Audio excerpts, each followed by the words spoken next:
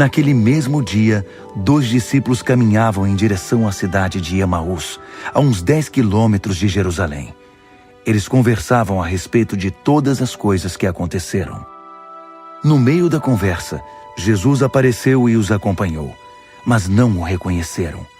Ele perguntou: "O que vocês estavam discutindo tão compenetrados?" Eles pararam cheios de tristeza, como se tivessem perdido o melhor amigo. Um deles, chamado Cleopas, respondeu: "Você deve ser a única pessoa de Jerusalém que não sabe o que aconteceu nos últimos dias." Ele perguntou: "E o que foi?" Eles disseram: "As coisas que aconteceram a Jesus, o Nazareno. Ele era um homem de Deus, um profeta, que falava e fazia como ninguém. Era abençoado por Deus e amado pelo povo. Mas nossos líderes e principais sacerdotes o traíram, o sentenciaram à morte e o crucificaram. Tínhamos esperança de que ele fosse o libertador de Israel. Mas hoje é o 3º dia desde que tudo aconteceu, e algumas das mulheres do nosso grupo nos deixaram confusos. Hoje de manhã, bem cedo, elas estiveram no túmulo. Não encontraram o corpo e voltaram com a história de terem visto anjos e que esses afirmaram que ele está vivo. Alguns dos nossos amigos foram ao túmulo para verificar e o encontraram vazio, como as mulheres disseram, mas não viram Jesus." Olá, minha irmã e meu irmão. Eu sou o pastor José Roberto Cristofani.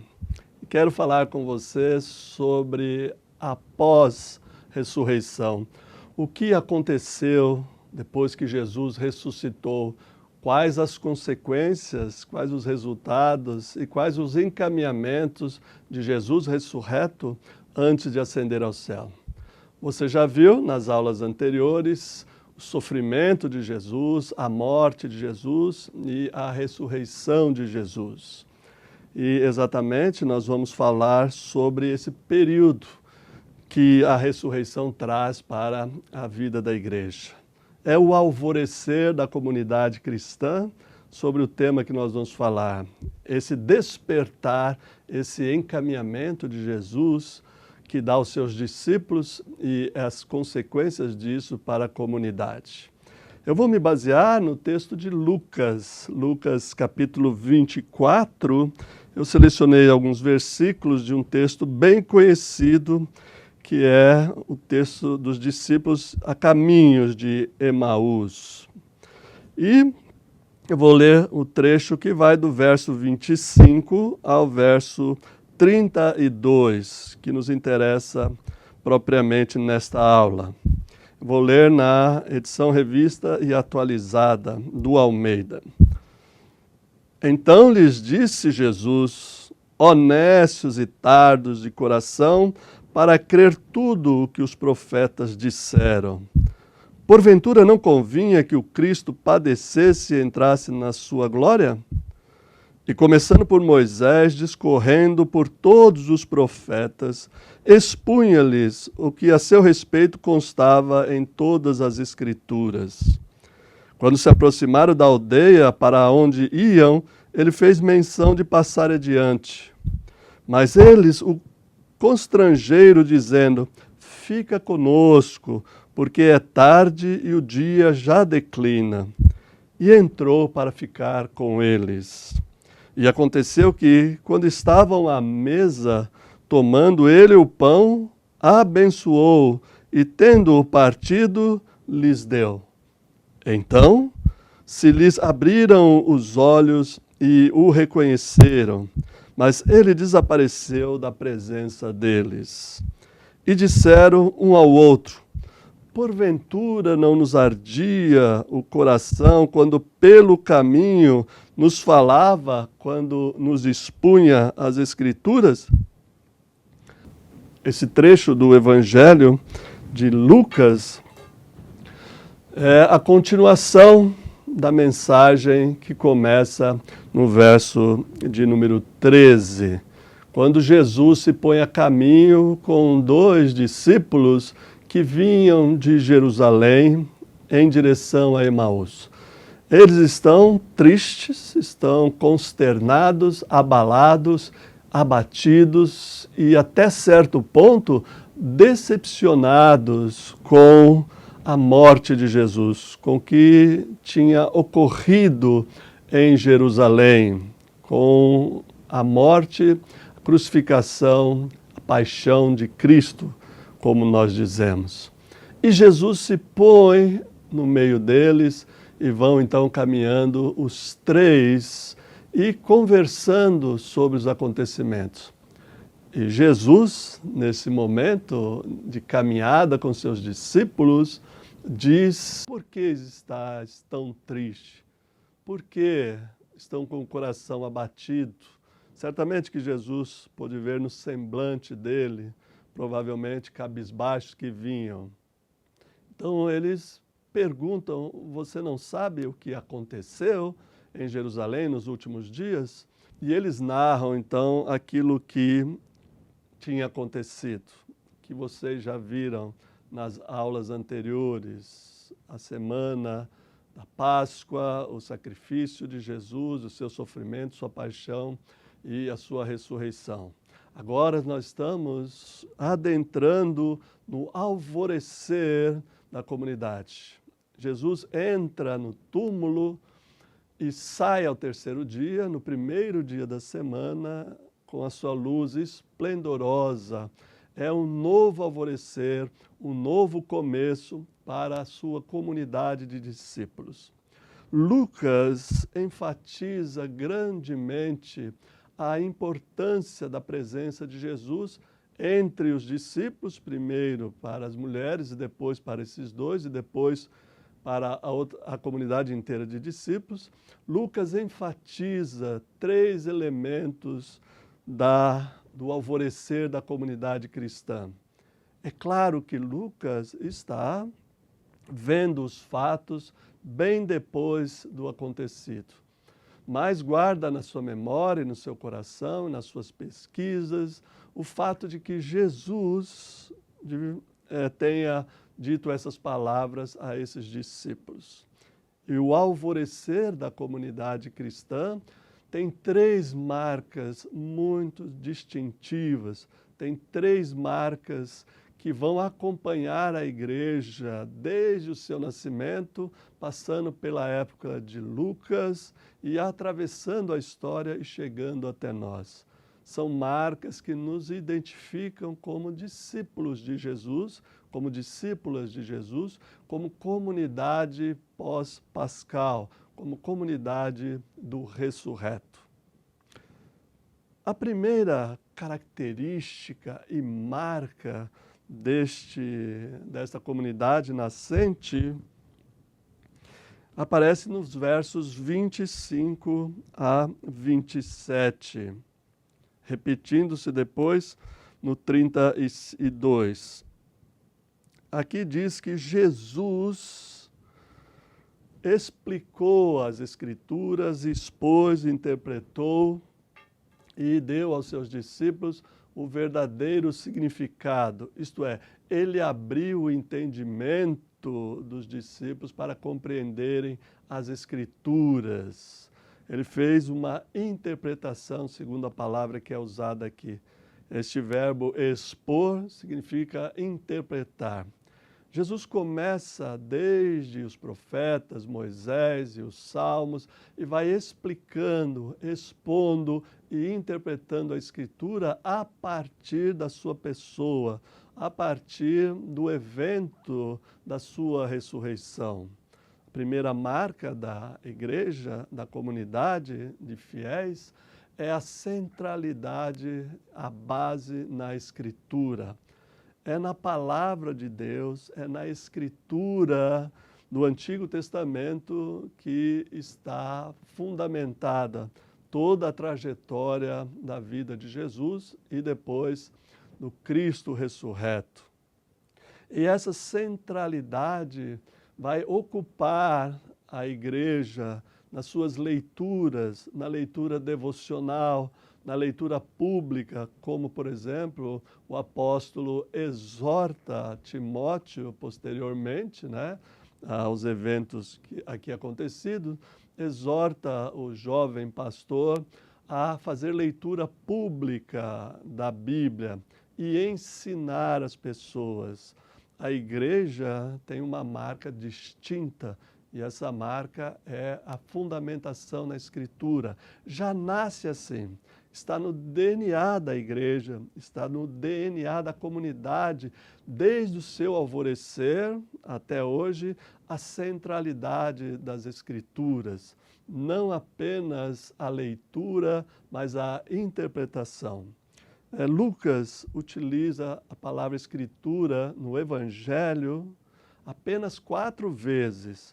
Uma vez, nos lábios de Jesus, na sinagoga de Nazaré, no capítulo 4, quando Jesus está lendo o profeta Isaías e depois devolve o rolo para as pessoas da sinagoga e diz: hoje se cumpriu essa palavra da Escritura.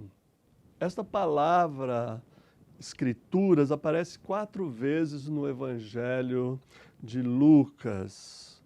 A primeira vez aparece no capítulo 4, quando Jesus está na sinagoga de Nazaré e toma o livro de Isaías, do profeta Isaías, lê publicamente e interpreta, dizendo: hoje se cumpriu essa profecia do profeta Isaías, nesse que aqui vos fala. Jesus diz para a sua audiência na sinagoga. E as outras 3 vezes aparece no capítulo 24, no verso 27, no verso 32 e no verso 45.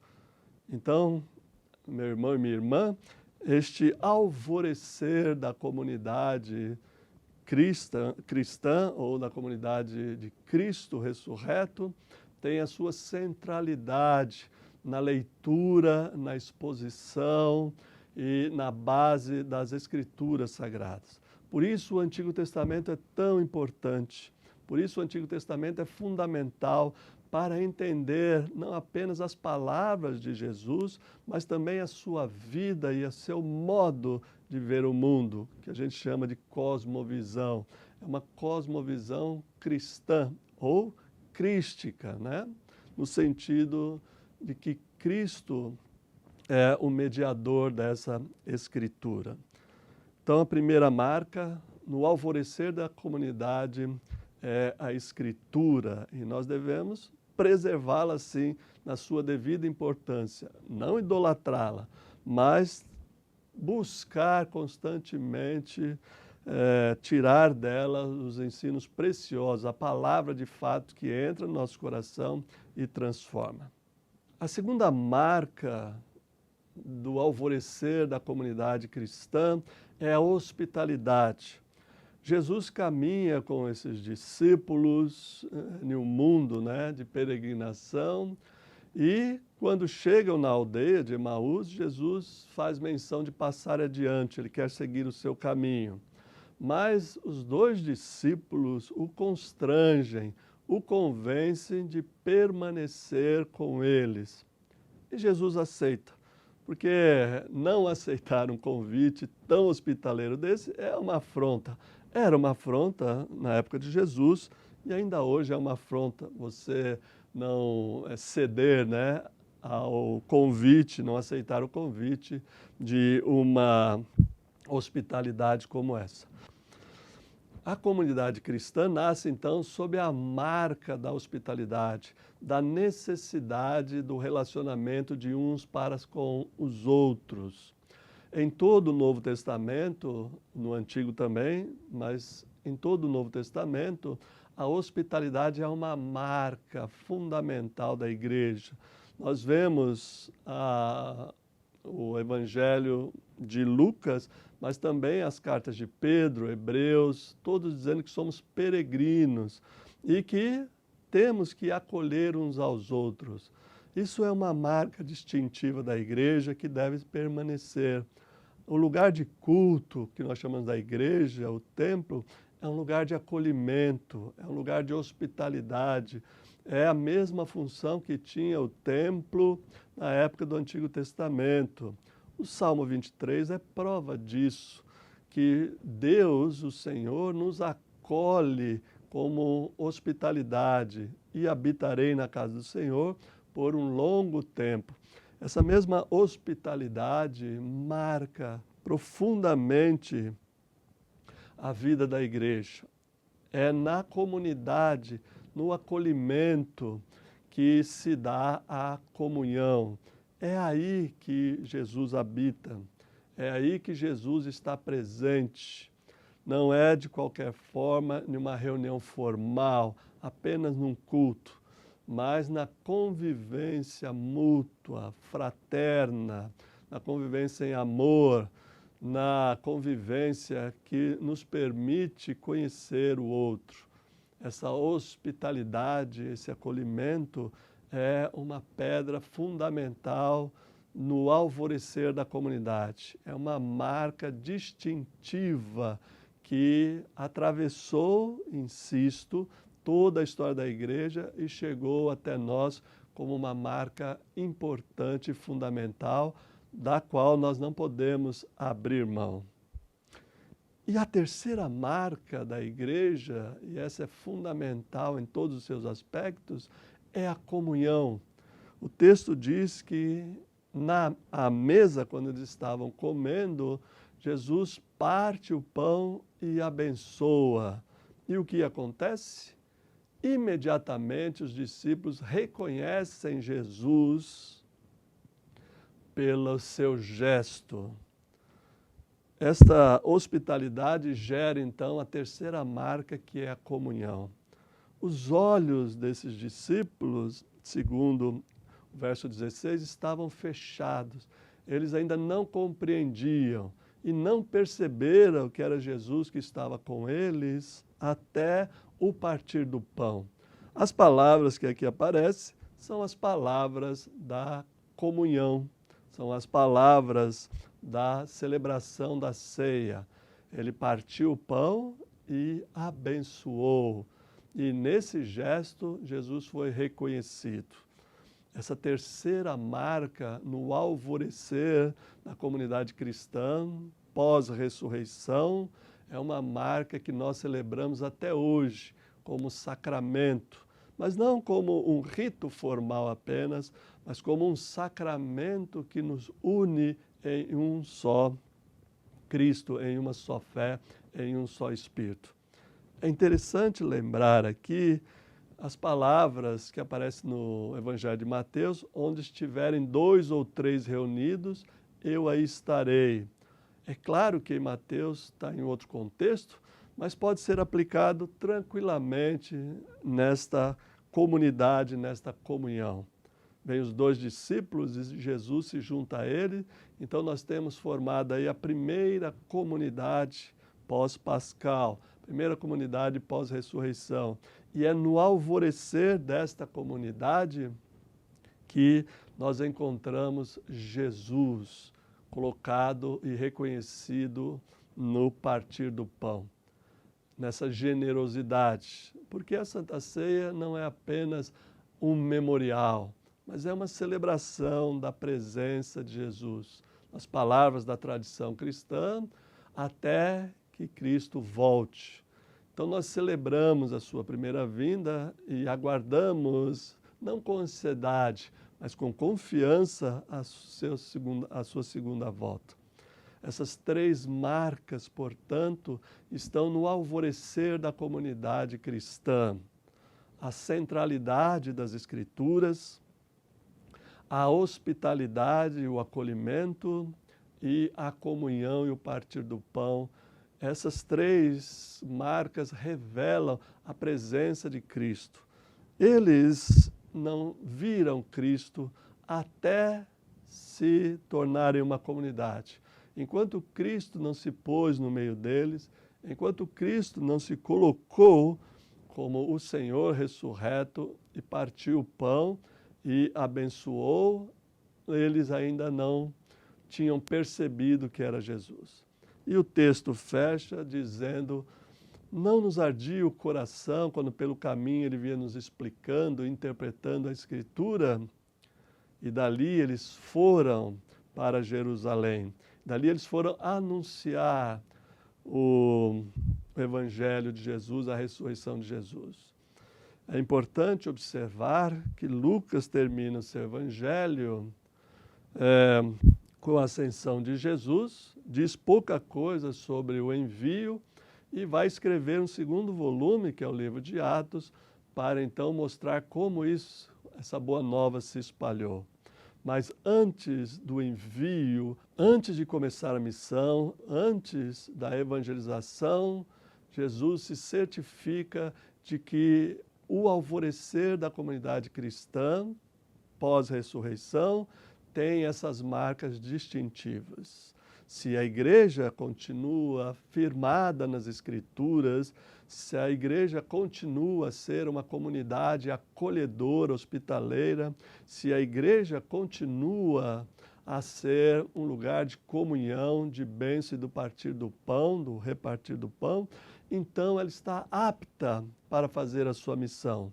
Antes que essas três características estejam presentes, não é possível ir adiante, não é possível anunciar para as nações, não é possível revelar o Cristo ressurreto que aparece nessas três características. Meu irmão e minha irmã, este é o alvorecer da comunidade cristã. É a luz de Cristo ressurreto que abre os nossos olhos para a Escritura, para a função de acolhimento e para a função de repartir o pão e abençoar as pessoas dentro dessa comunidade. Espero que a Páscoa para você, para a sua família, seja essa celebração, esse reviver do alvorecer da comunidade cristã com essas três marcas. Portanto, certifique-se de que você está vivendo pautado nas Escrituras, está vivendo a hospitalidade, praticando e está desfrutando da comunhão e da bênção de Deus na comunidade. Feliz Páscoa com a graça do Cristo ressurreto. Amém.